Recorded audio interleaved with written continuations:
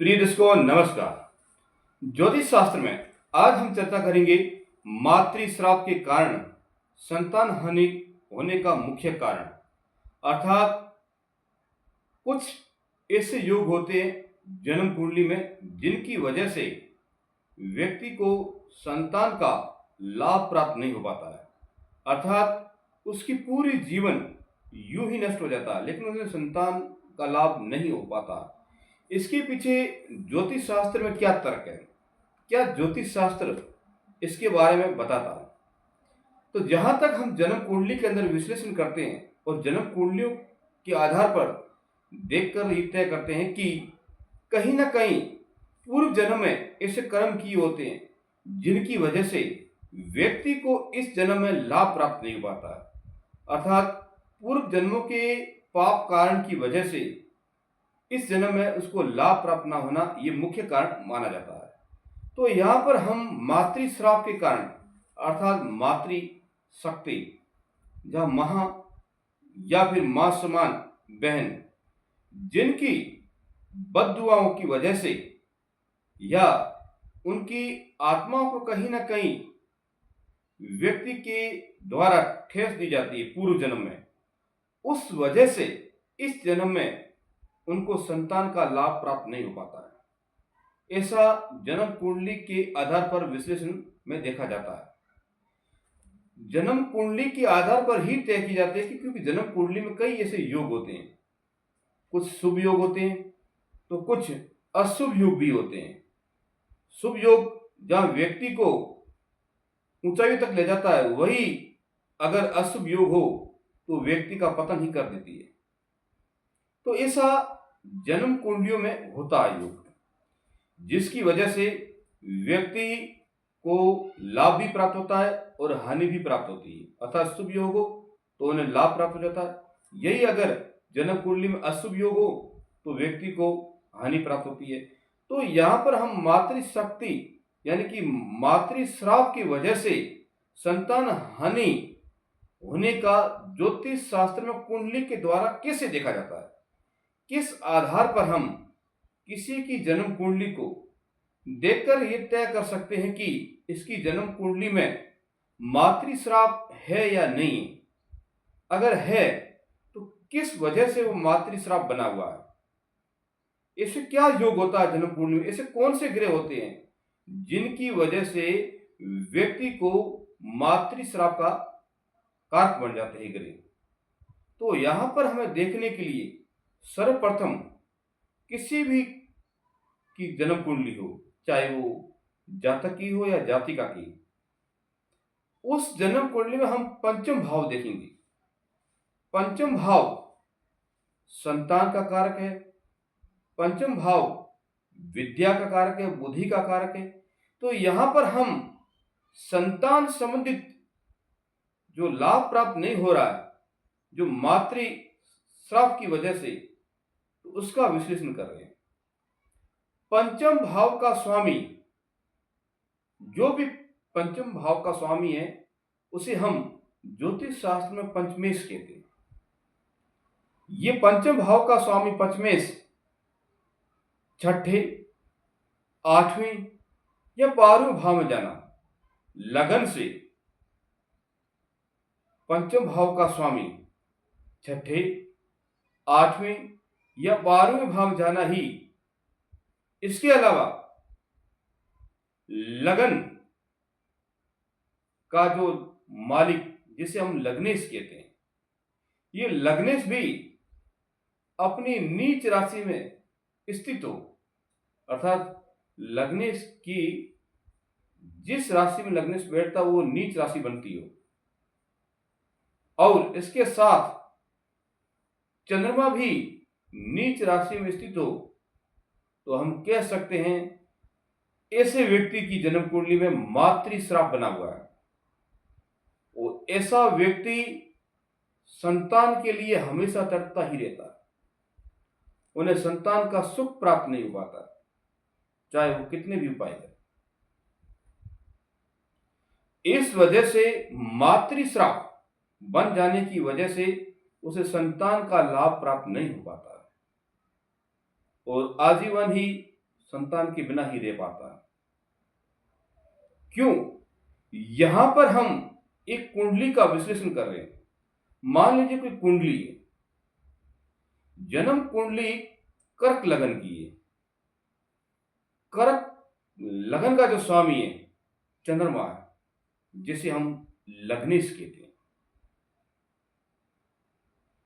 ये लग्नेश नीच राशि में स्थित हो, यानी कि चंद्रमा वृश्चिक राशि में बैठ जाता है या वृश्चिक राशि में प्रवेश करता है, तो हम चंद्रमा को नीच मानेंगे। या चंद्रमा तो नीच का हो गया, लग्नेश भी चंद्रमा है, तो चंद्रमा भी नीच राशि में स्थित है। अब पंचमेश, कर्क राशि से पंचम स्थान, जो हम पंचमेश कहते हैं, जैसे कर्क, सिंह, कन्या, तुला और वृश्चिक, ये वृश्चिक राशि पंचम होगी। पंचम स्थान की जो राशि है वो वृश्चिक राशि है। वृश्चिक राशि का स्वामी मंगल है। अगर मंगल लगन से छठे भाव में हो, आठवें भाव में हो या फिर 12वें भाव में हो, तो मातृश्राप का मुख्य कारण बन जाता है। यहां पर हम मंगल को अगर पाते हैं, जैसे हमने पंचम राशि वृश्चिक बताई, इसके बाद छठी राशि धनु, फिर सातवीं राशि मकर और अष्टम राशि कुंभ। मान लीजिए यहां पर मंगल कुंभ राशि में स्थित हो, क्योंकि लगन से अष्टम स्थान कुंभ राशि का आता है, तो फिर वो मातृश्राप की कुंडली बन जाती है। ऐसा जातक या जातिका की जन्म कुंडली में अगर इस प्रकार का योग बन जाता है, तो उसे संतान का सुख प्राप्त नहीं होता है, अर्थात संतान की उसको प्राप्ति नहीं पाती है। ऐसे हालात में ग्रह उनकी सपोर्ट नहीं कर पाते, जिसकी वजह से वह संतानहीन रह पाता है, अर्थात संतान के बिना अपना जीवन काटता है। तो ऐसा क्या उपाय किया जाए कि जिसकी वजह से व्यक्ति को संतान का सुख प्राप्त हो? क्यों?